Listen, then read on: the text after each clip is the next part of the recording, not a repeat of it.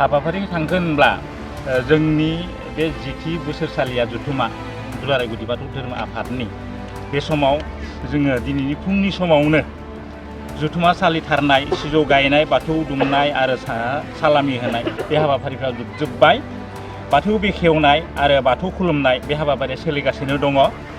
बिनि उनाव जोङो आयदाफारि बादियै गाहाय दरखं बेखेवनाय बे जाहैबाय रुंसारि ससिमहन बसुमतारीमोन। बिनि उनाव जोङो बेखेवबावदों आलासि जिरायसालि, बे रुंसारि खुसिल बसुमतारीनिमोन। रुंसारि जिनाराम गयारि गोसोखां जामुंसालि बेखेवनाय बे हाबाफारियाबो जोबनानै थांबाय। रुंसारि महित बसुमतारी गोसोखां सायनासालि बेखेवनाय बे हाबाफारियाबो जोबनानै थांबाय। रुंसारि जगेन्द्र बसुमतारी गोसोखां मावसोमबादा बेखेवनाय बे हाबाफारियाबो जोबनानै थांबाय। रुंसारि बिष्टुराम दैमारि गोसोखां थान्दै बेखेवनाय बे हाबाफारियाबो जोबनानै थांबाय। रुंसारि मदाराम बसुमतारी गोसोखां थान्दै नंला बे हाबाफारियाबो जोबनानै थांबाय। रुंसारि सेनिराम बसुमतारी हाथाइसालि बेखेवनाय बे हाबाफारियाबो जोबनानै थांबाय। बिनि उनाव जोङो सयदुवार गहपुर आन्सलिक दुलाराय गुदि बाथौ धोरोम आफादनि खुंगा 32थि बोसोरसालिया जिनोखि थान्दै मेल बे हाबाफारियाबो इतिमध्ये जोबनानै थांबाय। आलासि महरै सोरखौ हांख्रायनो? आलासि महरै दिनैनि बेलायाव जोङो गाहाय आलासि हिसाबै जोंनिनो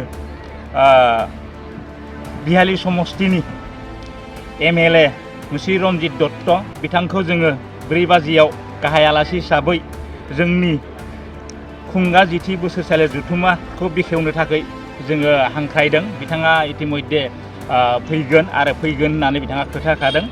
बिनि उनावबो जोङो दिनैनि बे हाबाफारि बादियै 5:30 रिंगायाव जोंनि बिहालि सतिया समस्तिनि एक्स MLA मुस्रि प्रानेश्वर बसुमतारी बिथाङाबो थान्दै मेलाव बाहागो लाफैगोन आरो बिथांखौ जोङो थान्दै मेलनि बेखेवथि हिसाबै बरायनानै लागोन। बे हाबाफारिखौ सानबैसेनि थाखाय खालामनाय? बे हाबाफारिखौ जोङो सानथामनि हाबाफारि लानानै गाजा गोमजायै खुंफुंनो जोङो थियारि जादों। दिनै सेथि हाबाफारि, बे सेथि हाबाफारियाव आं सिगाङाव मख'नाय बादिनो जोंनि हाबाफारिफ्रा जोब्बाय। जोङो बिनि उनाव जिथुनाखि हाबाफारि दङ बेखौ फारि फारि मावलांगोन। जोबथारनायाव जोंनाव हारिमु बिलिफां दङ, बे 8 रिंगायाव जागोन। बे 8 रिंगायाव जोङो बेखेवगिरि हिसाबै कातिनाथ बसुमतारी जोंनिनो दुलाराय गुदि बाथौ धोरोम आफादनि सयदुवार आन्सलिकनि बिथाङा बे हाबाफारिखौ बेखेवनानै होजेनगोन। गेवलां मेलनि गाहाय आलासिनि मुंखौ फोरमायनो थाखाय खावलायबाय।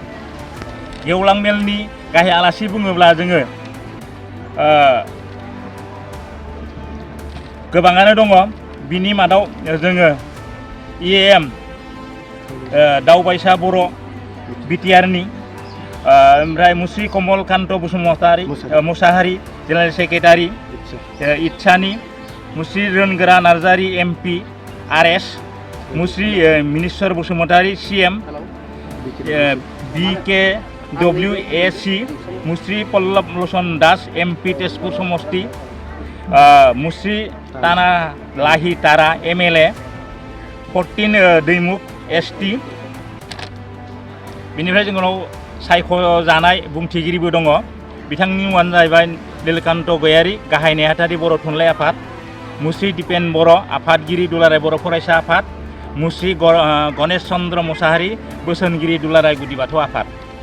माननि आलासि हिसाबै जोङो मुस्रि प्रानेश्वर बसुमतारी एक्स MLA सतिया समस्तिनि, मुस्रि उत्पल बरा लकेल MLA गहपुर समस्तिनि, मुस्रि रन्जित दत्त MLA बिहालि समस्तिनि, मुस्रि राजु चन्द्र बसुमतारी समाज सिबियारि चिरां डिस्ट्रिक्टनि, डक्टर बासिराम ब्रह्म नार्जारि गहपुरनि बिथांमोना बे समाव बाहागो लाफैगोन।